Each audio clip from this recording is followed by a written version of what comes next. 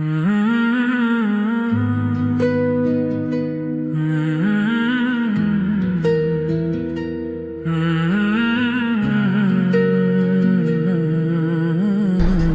আলাইকুম গাইস, আমি ইব্রাহিম। আশা করতেছি আপনারা সবাই ভালো আছেন। আমি আলহামদুলিল্লাহ ভালো আছি। আজকে আমরা যাচ্ছি মক্কার উদ্দেশ্যে উমরা করার জন্য মসজিদুল হারাম শরীফে। তো আমরা এখান থেকে রওনা দিব আর অল্প কিছুক্ষণ সময়ের মধ্যেই, যেহেতু আমরা এখনও রেডি হই নাই। তো চলেন কথা না বাড়িয়ে আমরা রেডি হই তাড়াতাড়ি। হাতে সময় খুবই কম। এখান থেকে জুমার নামাজ পড়েই আমরা রওনা দেব।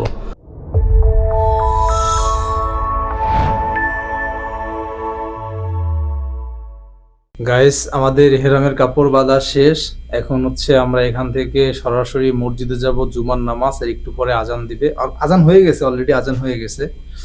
তো জামাত হচ্ছে 12:30-এ। আমরা এখান থেকে এখন রওনা দেব। আর ওইখান থেকে নামাজ শেষ করে সরাসরি আমরা মক্কার উদ্দেশ্যে রওনা দেবো ইনশাআল্লাহ। গাইস, আমরা রওনা দিয়েছি এইমাত্র। একটা তথ্য দিতে চাই, সেটা হচ্ছে যে জেদ্দা থেকে মসজিদুল হারাম শরীফে 70 থেকে 75 কিলোমিটার দূরত্ব। তো এখান থেকে যেতে বেশি সময় লাগে না, 40 থেকে 45 মিনিট লাগে। যদি রাস্তায় জ্যাম থাকে তাহলে 50 মিনিট বা 1 ঘন্টা সময় লাগে। তো আজকে আমার সঙ্গে সফর সঙ্গী হিসেবে আছে আমার প্রিয় ভাই নাম শাকিল। তো আমরা এখান থেকে সরাসরি মসজিদে যাব। মসজিদ বেশি দূরে না, মসজিদ পাশেই। আর আমরা এখান থেকেই নামাজ পড়ে 2 রাকাত নফল নামাজ পড়ে এখান থেকে ইনশাল্লাহ রওনা দেব। আলহামদুলিল্লাহ, আমরা জুমার নামাজ শেষ করলাম। জুম্মার নামাজ শেষ করেই আমরা একটু তাড়াহুড়া করতেছিলাম, কারণ বর্তমানে রমজান মাস, আরও শুক্রবার। তো হঠাৎ করে খেয়াল হলো পকেটে টাকার পরিমাণ কিছুটা কম আছে। এই জন্য ভাবলাম এখানে যেহেতু বুথ আছে আর যেহেতু এখানে লোকজনের চাপ ওদিকের তুলনায় কম, এই জন্য এখান থেকে অল্প কিছু টাকা তুলবো। কিন্তু আমার ধারণাটা ছিল ভুল। যাওয়ার পরে দেখি যে বুথের মধ্যে অনেক বেশি ভিড়। তারপরেও চান্সটা নেওয়ার চেষ্টা করলাম, কারণ আমি জানি এখানে থেকেও বেশি ভিড় ওদিকে থাকতে পারে। আমরা গাড়ি পেয়েছি, গাড়িতে উঠলাম এই মাত্র। তো গাড়িতে 4 জন হওয়ার কারণে আমাদের আর বেশি দেরি করতে হয়নি, গাড়ি অলরেডি ছেড়ে দিয়েছে। আমরা বেশি বেশি তালবিয়া পাঠ করব। লাব্বাইক আল্লাহুম্মা লাব্বাইক, লাব্বাইক লা শারীকা লাক লাব্বাইক, ইন্নাল হামদা ওয়ান নি'মাতা লাকা ওয়াল মুলক লা শারীকা লাক। এই তালবিয়াটা আমরা বারবার পড়তে থাকবো। তালবিয়া পাঠ করতে করতে রাস্তার পাশে হঠাৎ করে দেখলাম একটা বালুর ঘূর্ণিঝড় তৈরি হচ্ছে। যদিও এটা বড় কোনো ঘূর্ণিঝড়ের রূপ নিবে না, তবে মাঝে মাঝে এ ধরনের ঘটনা মরুভূমির মধ্যে ঘটে। যখন ঠান্ডা বাতাস আসে এবং ওই অংশে বালু অতিরিক্ত গরম হয়, তখন এ ধরনের বালুর ঘূর্ণিঝড় তৈরি হয়। তবে দেখতে খুবই মজা লাগছিল। অবশেষে আমরা মক্কার সেই প্রধান গেট দেখতে পেলাম, যার নাম হলো বাবে আল হিজরা অথবা মক্কার প্রধান গেট। আর এই গেটটা পার হলেই এখান থেকে আর মাত্র 7 কিলোমিটার দূর বাকি আছে। অবশ্য এখান থেকেই মক্কার সেই ক্লক টাওয়ার দেখা যায়। আর যারা প্রথম আসবেন তারা যখনই ক্লক টাওয়ার দেখতে পাবেন, তখনই আপনাদের মধ্যে একটা অন্যরকম অনুভূতি তৈরি হবে, যেটা আমার প্রথমবার হয়েছিল। হাসবি আল্লাহ, হাসবি আল্লাহ।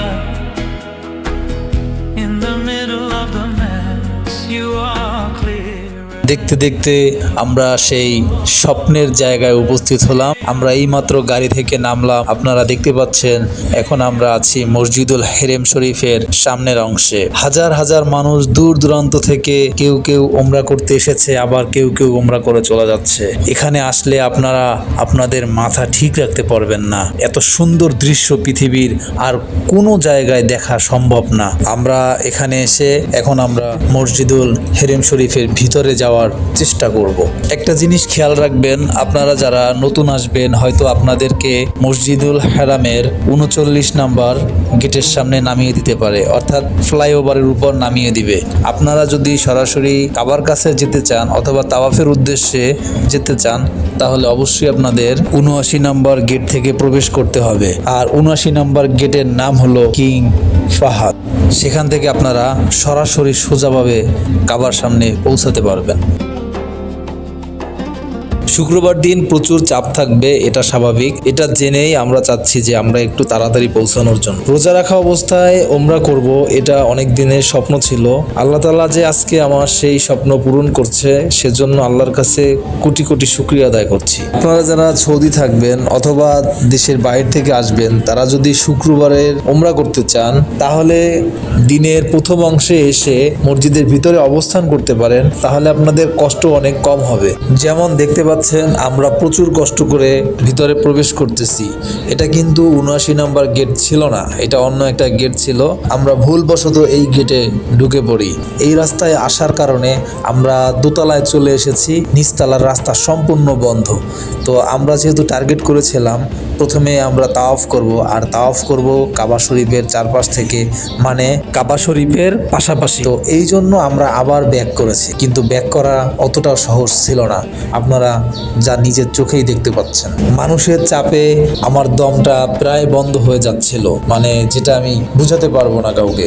এই ভিড়ের মধ্যে ভিডিও করতে করতে পুলিশ মামা এসে আমার ক্যামেরাটি আমার হাত থেকে নিয়ে যায়। আপনারা দেখতে পাচ্ছেন, তিনি ক্যামেরাটি নিয়ে সোজা ভিতরে চলে যায়। আমি খুবই নিরাশ এবং হতাশ হয়ে ভাবতেছিলাম যে এই মনে হয় আমার ক্যামেরাটা আমি হারালাম। তবে কিছুক্ষণ পরে আরেকজন পুলিশ ভাই এসে আমাকে ভিতরে ডাক দিল। আমি ভিতরে গেলাম, তখন আমাকে প্রশ্ন করলো আমি কেন ভিডিও করছি।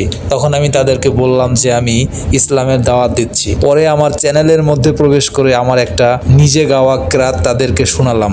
তখন তারা অনেক খুশি হলো এবং আমাকে বলতেছে থ্যাংক ইউ, ইউ আর গুড জব, চালিয়ে যাও, বেস্ট অফ লাক। তবে এখানে ভিডিও করা নিষেধ, এখানে ভিডিও করা যাবে না। কি আর করার, আমি ক্যামেরাটা নিয়ে চলে আসি।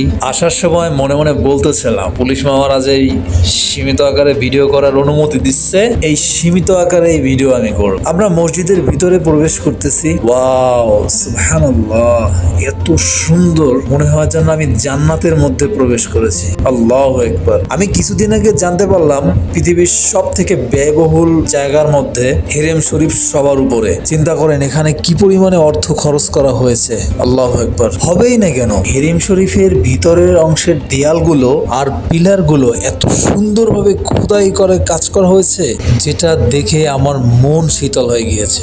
এই কারুকার্যগুলো এতটাই নিখুঁত করা হয়েছে যে আপনি নিজের চোখে না দেখলে বিশ্বাস করবেন না। হয়তো ক্যামেরায়ও কিছুটা বোঝা যায় যে কতটা সুন্দর। প্রত্যেকটা জায়গা অতি যত্ন সহকারে কাজ করা হয়েছে। হাজার হাজার মানুষ হাউসকিপিং হিসেবে এখানে কাজ করছে। আর এছাড়া মসজিদ দেখাশোনার জন্য রমজান উপলক্ষে আরো এক্সট্রা 30,000 পুলিশ মোতায়েন করা হয়েছে। সত্যি এই জায়গাটা আসলেই অনেক ব্যয়বহুল, এটা আসলে বোঝাই যায়। আমি এখন আছি হেরেম শরীফের দ্বিতীয় তলায়। আপনারা দেখতে পাচ্ছেন আমার হাতের ডান পাশে মহিলার অবস্থান করছে আর হাতের বাম পাশে পুরুষরা অবস্থান করছে। তার মানে তারা এখানেই ইনশাল্লাহ নামাজ পড়বে। এখানে এক একটা জামাতে লক্ষ লক্ষ মানুষ নামাজ পড়ে। আর আপনারা হয়তো অনেকেই জানেন হেরেম শরীফের নামাজ পড়লে অন্য মসজিদের তুলনায় 1 লক্ষ গুণ বেশি সওয়াব পাওয়া যায়। আর মদিনাতুল মুনাওয়ারায় নামাজ পড়লে অন্য মসজিদের তুলনায় 1000 গুণ বেশি সওয়াব পাওয়া যায়। মানে কি? মানে হচ্ছে অন্য 1000 মসজিদে নামাজ পড়লে যেই সওয়াব পাবেন, আপনি মদিনাতুল মুনাওয়ারায় নামাজ পড়লে সেই পরিমাণ সওয়াব পাবেন। আল্লাহু আকবার, সুবহানাল্লাহ। আর হেরেম শরীফে নামাজ পড়লে আপনি 1 লক্ষ রাকাত নামাজের সওয়াব পাবেন, এক ওয়াক্ত নামাজ পড়লে। মানে চিন্তা করা যায়। যাই হোক, দাঁড়ান, ওই যে কাবা দেখা যায়। লাব্বাইক আল্লাহুম্মা লাব্বাইক, লাব্বাইক লা শারীকা লাকা লাব্বাইক, ইন্নাল হামদা ওয়ান নি'মাতা লাকা ওয়াল মুলক লা শারীকা লাক। হে আল্লাহ, আমি আপনার ঘরে উপস্থিত হয়েছি। আপনি বলেছেন কাবা দেখার সাথে সাথে যে দোয়া করবে আপনি তার প্রথম দোয়া কবুল করবেন। আমি এখন কাবা দেখে সেই একটি দোয়া করতেছি। আজকে আপনার কাবার সামনে দাঁড়িয়ে যত দোয়া করব সমস্ত দোয়া আপনি কবুল করুন। হে আল্লাহ, আপনি ওয়াদা দিয়েছেন, আপনি আমার এই একটি দোয়া কবুল করুন। চলেন সামনে যাই। আল্লাহু আকবার। কাবার চারপাশে কি পরিমাণে মানুষ দেখেন একবার। আল্লাহ, সুবহানাল্লাহ। মানুষ কতটা ভালোবাসে কাবাকে। আল্লাহু আকবার। কাবার চারপাশে লক্ষ লক্ষ মানুষ তাওয়াফ করছে। তবে আমরা এখন নিচে নামবো। আমি এখান থেকে তাওয়াফ করে শান্তি পাবো না, নিচে যেতে হবে। কিন্তু নিচে কিভাবে যাব? জায়গা তো নাই, টোটালি তো জায়গা নেই। নিচে আমাকে যেতেই হবে। ফাইনালি আমরা নিচে কাবার পাশে আসতে পেরেছি, আলহামদুলিল্লাহ। আমরা এখন তাওয়াফ শুরু করব। রব্বির হামহুমা কামা রব্বায়ানি সগীরা, এই দোয়াটা বেশি বেশি পাঠ করব। আর পাশাপাশি পাশাপাশি তালবিয়া পাঠ করতে থাকবো। তবে আমরা এখানে আসার পরপরই এখনই আজান দিচ্ছে, আজানের পরে কথা বলছি।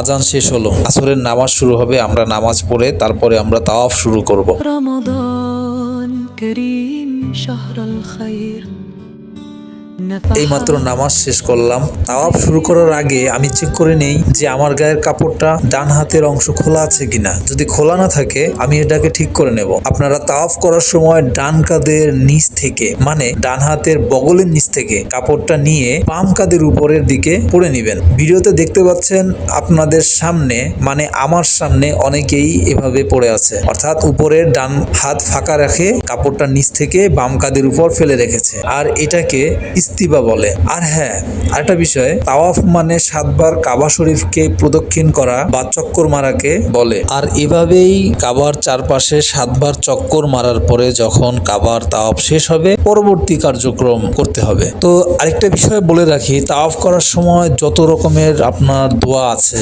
যত রকমের মনের বাসনা আছে, সমস্ত দোয়া করবেন, গুনাহ মাফের দোয়া চাইবেন, সবকিছু তাওয়াফের সময় করবেন। কারণ তাওয়াফের সময় আল্লাহ তাআলা দোয়া কবুল করে। আর কাবা শরীফ ধরে, কাবার গিলাফ ধরে দোয়া করলে আল্লাহ তাআলা সেই দোয়াও কবুল করে। আরেকটা বিষয় মনে রাখবেন, আপনি যেই অংশ থেকে তাওয়াফ করা শুরু করেছেন প্রতিবার সেখানে এসে এক চক্কর ধরবেন। আর এই জন্য কোন জায়গা থেকে তাওয়াফ শুরু করেছেন সেটা মনে রাখতে হবে। অনেকে কিন্তু এটা ভুলে যায় কোন জায়গা থেকে শুরু করেছে, তখন গরমিল হয়ে যায়। তবে অনেক আলেমদের মতে হাজরে আসওয়াদ যে পাথরটা আছে ওইখান থেকে তাওয়াফ শুরু করা উচিত।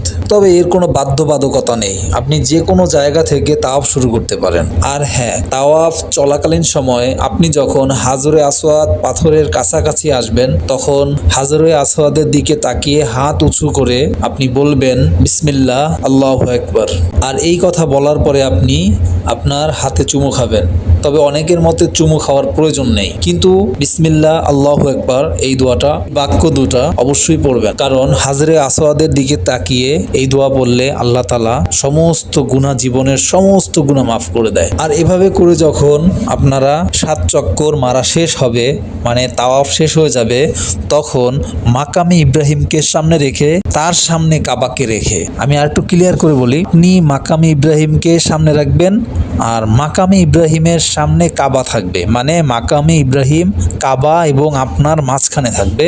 আপনি ওই স্থানে থেকে নামাজ আদায় করবেন। তবে যদি সুযোগ না থাকে তাহলে মাকামে ইব্রাহিমের ডান পাশে অথবা বাম পাশেও পড়তে পারেন, এটা কোনো সমস্যা হবে না। তো যাই হোক, আমাদের 5টা চক্কর শেষ হয়েছে। যেহেতু এখন ইফতারির সময় হয়ে গিয়েছে, তাই আমরা ইফতারি করতে যাব। ইফতারি এবং নামাজ শেষ করে বাকি কাজ সম্পন্ন করব ইনশাআল্লাহ। কিন্তু আজকে তাওয়াফ করতে এতটা কষ্ট হয়েছে, আগে 3 বার ওমরা করতে এত কষ্ট হয়নি। সকালে ডিউটি করেছি, যেহেতু আজকে রোজা রেখেছি, এরপরে আবার এখানে প্রচুর ভিড়, সব মিলিয়ে কষ্ট অনেক বেশি হয়েছে। তবে কষ্ট হলেও এই কষ্টের উসিলায় আল্লাহর কাছে চাই, আল্লাহ আপনি আমাদের ওমরাকে কবুল করে নেন এবং আমাদের জীবনের সমস্ত গুনাহগুলো মাফ করে দেন।